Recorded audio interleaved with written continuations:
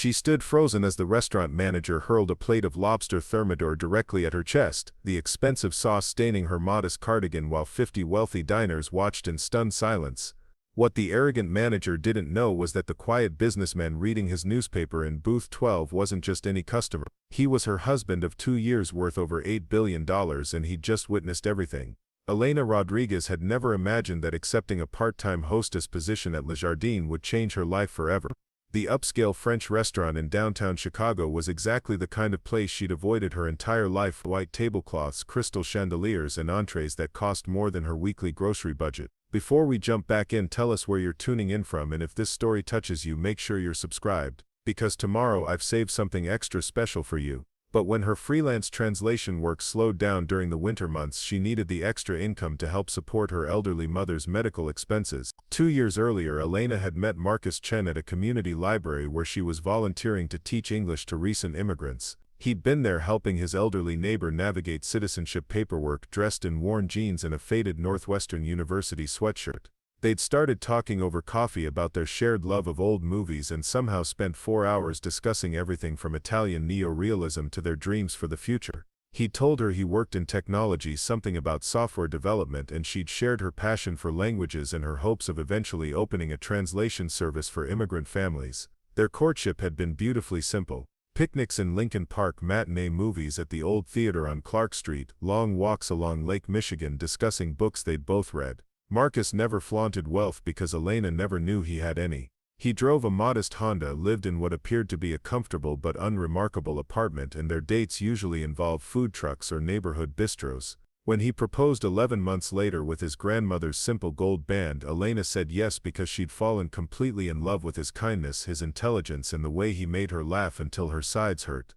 The wedding ceremony took place in her mother's backyard with 20 family members and close friends. Marcus had insisted on keeping everything low-key, explaining that his work required a certain level of privacy and that he preferred to keep his personal life separate from professional obligations. Elena understood completely. She valued privacy herself and had no interest in social media attention or public displays of wealth. They'd honeymooned for a week in a charming bed and breakfast in Door County, and Elena had never been happier. For 2 years they'd lived quietly in what Elena believed was Marcus's modest 2-bedroom apartment near Wicker Park. He left for work each morning carrying a simple black messenger bag, returned each evening around 6:30, and they'd cook dinner together while discussing their days. He seemed to travel occasionally for business conferences, but nothing about their life suggested extraordinary wealth. Elena continued her freelance translation work, and when finances got tight with her mother's increasing medical bills, she'd started looking for additional part-time employment. That's when she'd applied to Le Jardin.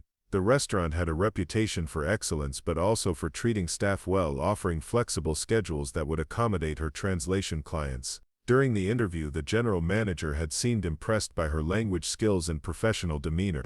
She'd started the following Monday, working lunch shifts 3 days a week and dinner service on weekends. The restaurant was everything she'd expected and more. The dining room gleamed with polished marble floors and mahogany paneling, while soft jazz played over conversations in multiple languages. The clientele was clearly affluent: business executives celebrating deals, society wives hosting charity luncheons, and young professionals impressing dates with $100 wine selections. Elena found the work challenging but rewarding. Her language skills proved invaluable when seating international guests, and her natural warmth helped create the welcoming atmosphere that Le Jardin was known for. For 3 months everything went smoothly. Elena learned the intricate reservation system, memorized the wine list, and developed easy rapport with both regular customers and the kitchen staff. The other servers respected her work ethic, and even the demanding head chef had complimented her efficiency during busy nights. She was proud of how quickly she'd adapted to the restaurant's high standards and sophisticated atmosphere. But there was one person who seemed determined to make Elena's life miserable. James Wellington had been promoted to assistant manager 6 months earlier, and he clearly believed that his new title made him royalty. He was the type of man who wore his authority like expensive cologne, applying it liberally and expecting everyone to notice. Tall and sharp-featured with prematurely silver hair that he clearly spent considerable money maintaining, James had attended prestigious boarding schools and never let anyone forget it. He name-dropped constantly, mentioning his family's connections to Chicago society and his expensive tastes in everything from watches to vacation destinations. From Elena's first day, James had treated her with barely concealed disdain. He'd made snide comments about her accent even though her English was perfectly fluent. He'd questioned her ability to handle sophisticated clientele and suggested that perhaps she'd be more comfortable working at a casual dining establishment. When Elena had politely but firmly demonstrated her competence, James had seemed to take it as a personal challenge. The harassment had started small. James would assign Elena to the most difficult customers, hoping she'd fail and provide him with grounds for criticism. He'd schedule her for the busiest shifts with minimal support staff, then complain when service wasn't perfect. He'd publicly critique her appearance, suggesting that her simple blouses and practical shoes weren't sophisticated enough for Le Jardin standards even though her attire was identical to what other hostesses wore. Elena had endured it all with quiet dignity. She needed the job and she refused to give James the satisfaction of seeing her break down. She'd dealt with difficult people before and she knew that responding to his provocation would only make things worse. She focused on her work, maintained her professionalism, and hoped that eventually he'd lose interest in tormenting her. But James Wellington wasn't the type of man who gave up easily, especially when he sensed weakness. As weeks passed and Elena continued to excel despite his obstacles, his resentment had grown into something darker and more personal. He'd begun making comments about her background, questioning how someone from her neighborhood could possibly understand the needs of Le Jardin's refined clientele. He'd started spreading subtle rumors among the staff about her qualifications and suggesting that perhaps the restaurant's standards had slipped in their hiring practices. Preparing and narrating this story took us a lot of time, so if you are enjoying it, subscribe to our channel. It means a lot to us. Now back to the story. The situation had reached a breaking point on a particularly busy Friday evening in March. The restaurant was fully booked with a mix of business dinners and anniversary celebrations, and Elena was managing the front desk with her usual efficiency. She'd just seated a party of 6 when James had approached with his typical scowl. "Elena," he'd said, loud enough for nearby diners to hear, "Table 12 has been waiting for their wine selection for 15 minutes. Is there some reason you haven't attended to them?" Elena had glanced toward Table 12, confused. "I seated them less than 5 minutes ago and Sophie is their server tonight." The wine steward was just there taking their order. James's eyes had flashed with irritation. "Are you questioning my observation? Because I'm telling you that our guests are being neglected, and as hostess, customer satisfaction is your responsibility." Several diners had turned to watch the exchange, and Elena felt heat rising in her cheeks. "Of course I'll check with Sophie immediately and make sure everything is perfect." But James hadn't been finished with his public humiliation. "This is exactly what I've been concerned about," he'd announced to anyone within earshot. "When we lower our hiring standards, we inevitably lower our service standards as well. Our clientele expects a certain level of sophistication, and frankly, some people simply don't belong in an establishment like Le Jardin." That's when Elena had finally reached her limit. She'd worked too hard and endured too much to let James continue undermining her in front of customers. "Mr. Wellington," she'd said quietly but firmly, "I've maintained excellent performance standards since starting here. If you have specific concerns about my work, perhaps we should discuss them privately rather than in front of our guests." The restaurant had gone noticeably quieter as nearby conversations paused. James's face had turned an alarming shade of red, and Elena had realized too late that she'd made a serious mistake by standing up to him publicly. A man like James Wellington couldn't tolerate being challenged by someone he considered beneath him, especially in front of an audience. "How dare you," he'd hissed, stepping closer and lowering his voice to a menacing whisper. "You clearly don't understand your position here. You clearly don't understand your position here. Let me make something very clear to you. This is not some neighborhood diner where you can mouth off to management. This is Le Jardin, and I will not tolerate insubordination from staff who should be grateful they're even allowed to work in a place like this." Elena had stood perfectly still, fighting back tears of frustration and humiliation. Around them, the dining room had continued its elegant dance of service and conversation, but she could feel eyes on them and knew that whatever happened next would determine whether she could continue working at Le Jardin. What she hadn't noticed was the quiet businessman in booth 12 who had looked up from his newspaper and was now watching the entire exchange with growing concern. Marcus Chen had arrived 20 minutes earlier for a late dinner meeting that had been cancelled at the last minute. Rather than leave immediately, he'd decided to stay and enjoy a quiet meal while catching up on reading. He'd specifically requested booth 12 because it offered privacy and a good view of the dining room. He'd been watching Elena work throughout the evening, proud of her professionalism and grace under pressure, but careful not to let their relationship become known.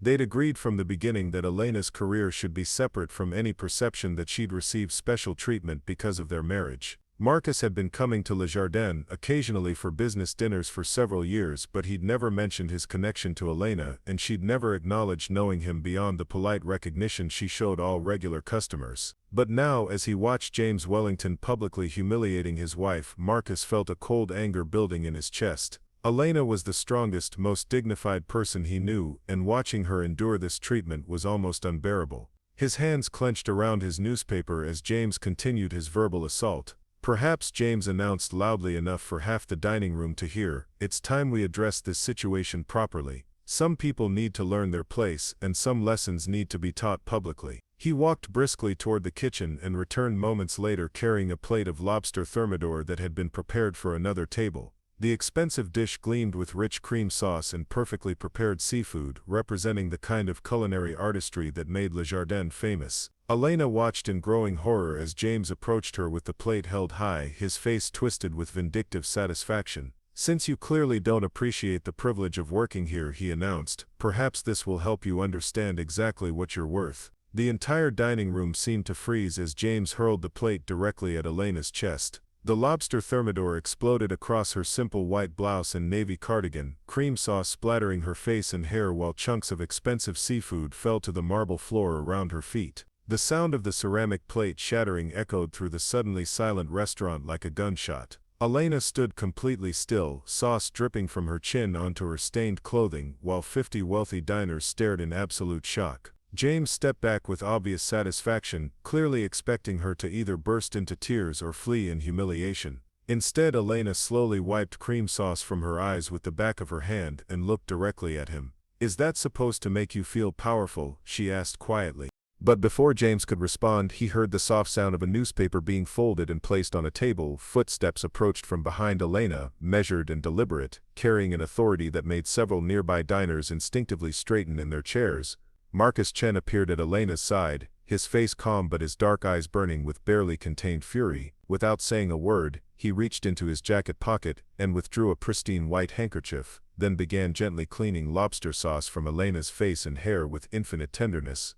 "Excuse me," James said, his voice still full of arrogance but with a slight tremor that suggested he was beginning to sense that something had shifted. "This is a private establishment.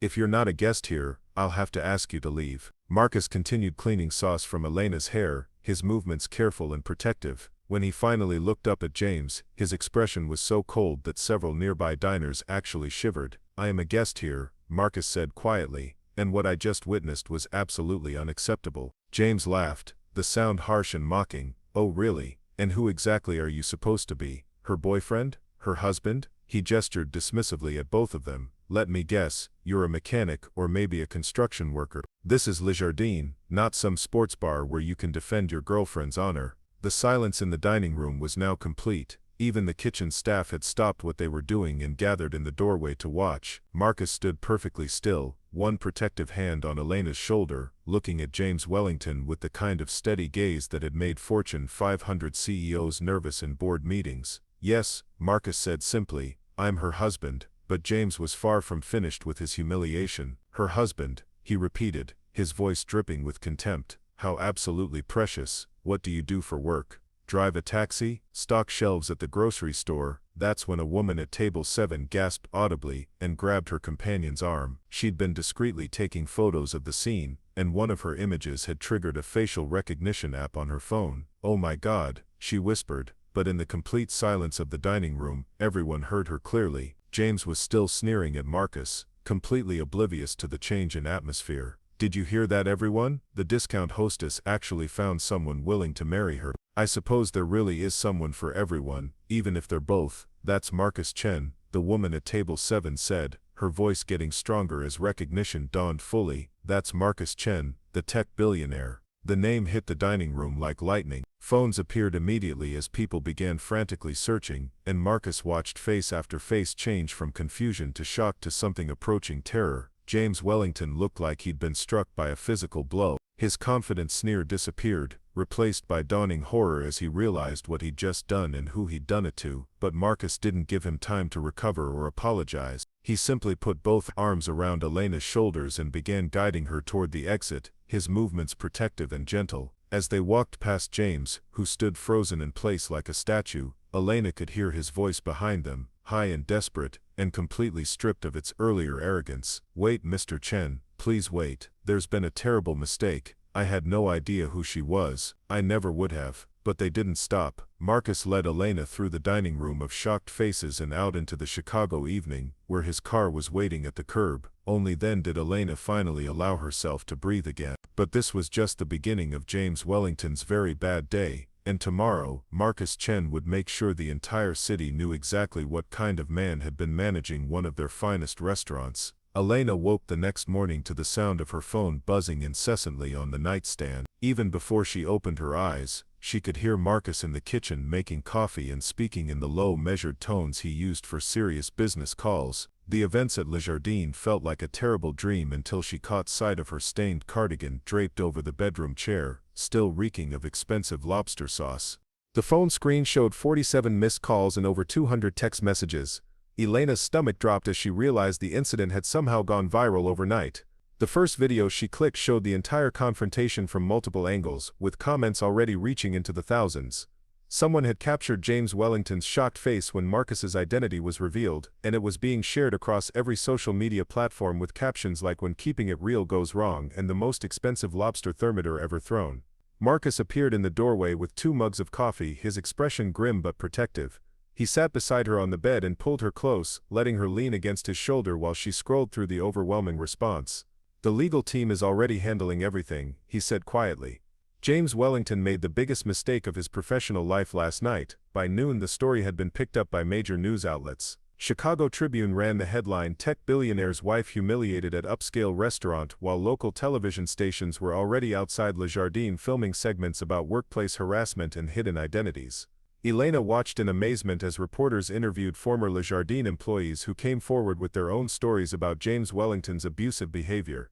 The restaurant's general manager, Patricia Hoffman, had arrived at work that morning to find 3 resignation letters on her desk from servers who cited James's harassment as their reason for leaving. By 10 o'clock, she'd received calls from 15 regular customers threatening to take their business elsewhere unless immediate action was taken. The restaurant's reputation, built over 20 years of impeccable service, was crumbling in real time. Marcus had spent the morning in his downtown office, but Elena knew from experience that when her husband was truly angry, his response was swift and methodical. Marcus Chen hadn't built a technology empire worth $8 billion by letting people get away with attacking his family. He made calls to board members, investors, and business partners, ensuring that James Wellington's behavior would have consequences far beyond Le Jardin's walls. The first domino fell at 2:30 in the afternoon. Patricia Hoffman called James into her office and terminated his employment immediately, citing violation of company policy regarding employee treatment and bringing negative publicity to the establishment. James had tried to argue that the situation was a misunderstanding, that he'd had no way of knowing who Elena really was, but Patricia cut him off sharply. "The identity of her husband is completely irrelevant," Patricia had said, her voice cold with disgust. "What you did last night was assault, plain and simple. You threw food at an employee in front of 50 witnesses because she dared to defend herself against your harassment. Le Jardin will not tolerate that behavior from anyone, regardless of their position." James left the restaurant that afternoon carrying his belongings in a cardboard box, his face pale and his hands shaking. The severance package he'd expected was nowhere to be found. Instead, he received a termination letter citing gross misconduct and a strong suggestion that he seek legal counsel regarding potential civil and criminal charges. But Marcus wasn't finished. Through his extensive business network, word spread quickly about James Wellington's behavior. Chicago's restaurant industry was surprisingly small and tight-knit, especially at the high-end level where James had hoped to advance his career. By Friday, every major establishment in the city had heard the story, and James found himself effectively blacklisted from positions he'd previously considered beneath him. The social media response was particularly brutal. Food industry professionals shared the videos with commentary about toxic management culture and workplace abuse. Celebrity chefs posted statements supporting Elena and condemning James's actions. The hashtag #LobsterGate began trending nationally, with people sharing their own stories of workplace harassment and standing up to bullies. Elena had initially felt overwhelmed by the attention, but as the days passed, she began receiving messages from other service industry workers who thanked her for not backing down. Women wrote to tell her that seeing her maintain dignity in such a humiliating situation had inspired them to report their own harassment experiences. The response helped Elena realize that what had happened to her was part of a much larger pattern of abuse that thrived in silence. James Wellington, meanwhile, was discovering that his problems extended far beyond unemployment. His landlord received multiple calls from reporters trying to track him down for comment, leading to an uncomfortable conversation about the negative publicity affecting the building's reputation. His country club membership was quietly revoked after several prominent members expressed discomfort with his continued presence. Even his regular barber began treating him with obvious disdain, having seen the viral videos. The financial consequences were equally devastating. James had been living beyond his means for years, maintaining an expensive lifestyle through credit and the assumption of continued career advancement. Without his Jardin salary and with his reputation destroyed, he quickly fell behind on payments for his luxury apartment, his lease on a BMW, and the private club memberships he'd considered essential for now. Marcus's legal team, meanwhile, had been busy building a comprehensive case. The restaurant's security cameras had captured every moment of the incident from multiple angles, providing irrefutable evidence of assault and workplace harassment. Witness statements from other employees revealed a pattern of discriminatory behavior that exposed Jardin to significant liability if they'd continued employing James. 3 weeks after the incident, Elena received a formal letter from James Wellington's attorney requesting a private meeting to discuss an apology and potential settlement. Marcus's lawyers had advised her that James was desperately trying to avoid criminal charges and civil litigation that could result in significant monetary damages. The letter was carefully worded to avoid admitting guilt while clearly indicating James's awareness that his actions had serious legal consequences. Elena decided to meet with James, not because she wanted revenge, but because she wanted to understand how someone could harbor such deep-seated prejudice and cruelty. The meeting took place in a conference room at Marcus's law firm, with attorneys present for both parties. James appeared haggard and defeated, his expensive suits replaced by off-the-rack clothing, his previously perfect grooming showing signs of stress and financial strain. "I want to apologize," James began, his voice barely above a whisper. "What I did was inexcusable. I let my own insecurities and prejudices guide my actions, and I hurt you in a way that was completely unjustified." Elena studied his face, looking for signs of genuine remorse versus self-preservation.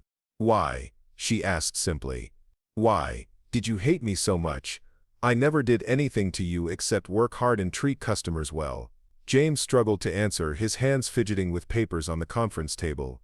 "I think I saw you as everything I was afraid of becoming," he admitted finally. "You were competent and professional without needing expensive clothes or connections. Customers liked you naturally, while I had to work so hard to project the right image. I felt threatened by that, and I took it out on you instead of examining my own behavior." The apology felt genuine, but Elena also recognized it as too little, too late. James had spent months systematically harassing her, creating a hostile work environment, and finally assaulting her in front of dozens of witnesses. His remorse might be real, but it didn't erase the damage he'd caused or excuse his actions.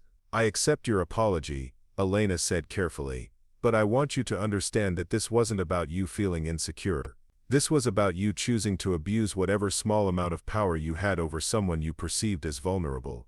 That's not insecurity. That's cruelty." James nodded miserably, understanding that his words carried little weight against his actions.